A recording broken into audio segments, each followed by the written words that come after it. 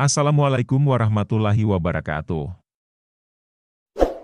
Dan inilah kisah Nabi Ayub yang sabar hadapi ujian hidup. Nabi Ayub adalah seorang nabi yang dikaruniai harta berlimpah oleh Allah. Namun, dengan harta yang berlimpah, Nabi Ayub tidak pernah sekali saja merasa sombong. Beliau ditugaskan Allah untuk berdakwah di Haran Syam.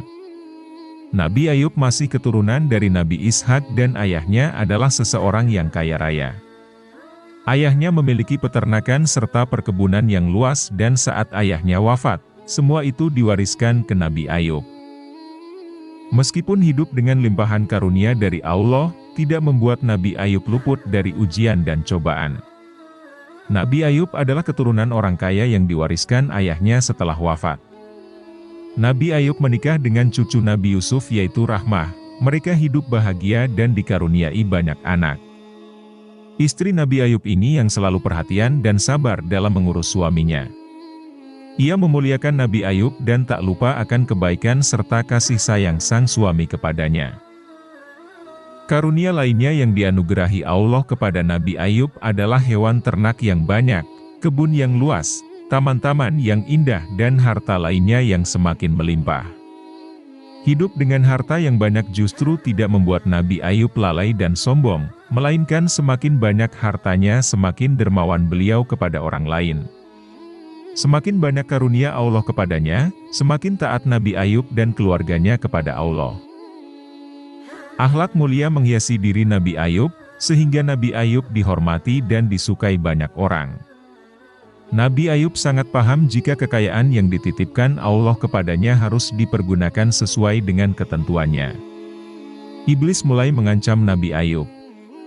Mulai dari ketika anak-anak Nabi Ayub sedang berada di rumah saudaranya, iblis merobohkan rumah itu sehingga semua anak Nabi Ayub meninggal.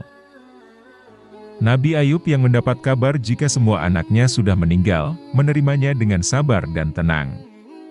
Beliau sangat yakin bahwa anak-anaknya adalah milik Allah, jadi kapanpun Allah dapat mengambilnya. Iblis yang merasa gagal pada percobaan pertamanya kemudian memerintahkan anak buahnya untuk menaburkan benih-benih penyakit ke dalam tubuh Nabi Ayub. Akibatnya, Nabi Ayub menderita berbagai jenis penyakit hingga tubuhnya tampak semakin kurus, tenaganya semakin lemah dan wajahnya menjadi pucat. Beliau diberi cobaan dengan terkena berbagai macam penyakit dalam waktu yang lama, hingga menggerogoti seluruh anggota tubuhnya kecuali lidah dan hatinya. Dengan lidah dan hatinya itu, Nabi Ayub selalu berdoa dan berzikir kepada Allah. Beliau juga senantiasa bersabar dan lapang dada dalam menghadapi ujian tersebut. Karena penyakit yang menimpanya ini, Nabi Ayub dikucilkan dan diusir oleh masyarakat dari daerah tempat tinggalnya. Tak ada orang yang mengasihani Nabi Ayub selain istrinya.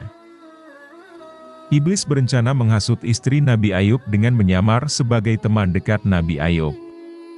Iblis membanding-bandingkan kehidupan Nabi Ayub yang lampau ketika masih kaya raya, sehat dan dihormati banyak orang dengan kondisi saat ini. Setelahnya, Rahmah mendekati sang suami yang tengah kesakitan kemudian meminta Nabi Ayub berdoa kepada Allah agar dibebaskan dari kesengsaraan dan penderitaan yang mereka alami.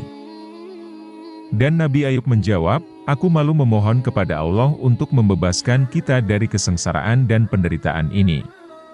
Padahal, kebahagiaan yang telah Allah berikan lebih lama. Jika engkau telah termakan hasutan dan bujukan iblis sehingga imanmu mulai menipis dan merasa kesal menerima takdir dan ketentuan Allah, tunggulah ganjaranmu kelak jika aku telah sembuh dan kekuatan badanku pulih kembali. Tinggalkanlah aku seorang diri di tempat ini sampai Allah menentukan takdirnya."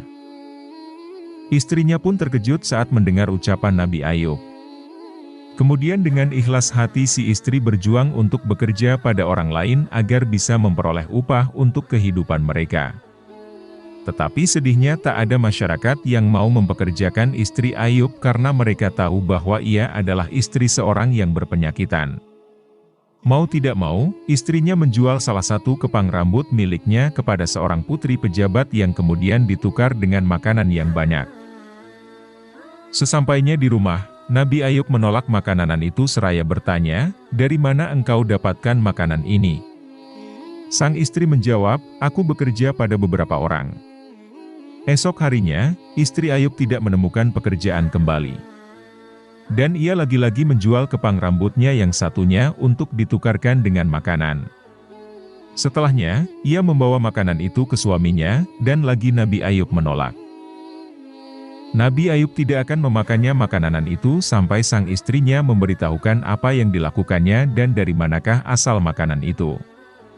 Kemudian istrinya membuka kerudungnya, dan Nabi Ayub melihat kepala istrinya sudah tak berambut. Tak hanya ketika memberinya makan, istrinya juga selalu mengurus kebutuhan lain Nabi Ayub, seperti biasa mengantar dan menemani suaminya untuk buang air. Dan menuntunnya pula bila telah selesai. Ketika Nabi Ayub mengalami ujian berat berupa kehilangan harta, anak-anak, dan kesehatan yang parah, istrinya tetap setia mendampingi dan merawatnya. Meskipun penderitaan dan kemiskinan melanda, ia tidak pernah meninggalkan suaminya. Ia berusaha keras untuk memenuhi kebutuhan mereka, bahkan dengan cara yang sangat sederhana. Istri Nabi Ayub sangat mencintai suaminya dan tidak pernah mengeluh tentang kondisi mereka. Ia bekerja keras untuk mencari nafkah dan merawat Nabi Ayub dengan penuh kasih, meskipun mereka berada dalam kondisi yang sangat sulit dan memprihatinkan. Ketika ujian akhirnya berakhir, Allah mengembalikan segala sesuatu yang telah hilang kepada Nabi Ayub, termasuk kesehatan, kekayaan, dan anak-anak. Istri Nabi Ayub juga merasakan kebahagiaan yang sama ketika semua penderitaan mereka diangkat oleh Allah. Kisahnya menunjukkan ketulusan dan kekuatan cinta serta kesetiaan dalam hubungan suami istri, terutama dalam menghadapi ujian hidup yang sangat berat. Itulah kisah Nabi Ayub ketika menghadapi ujian dari Allah, semoga bisa diambil hikmahnya.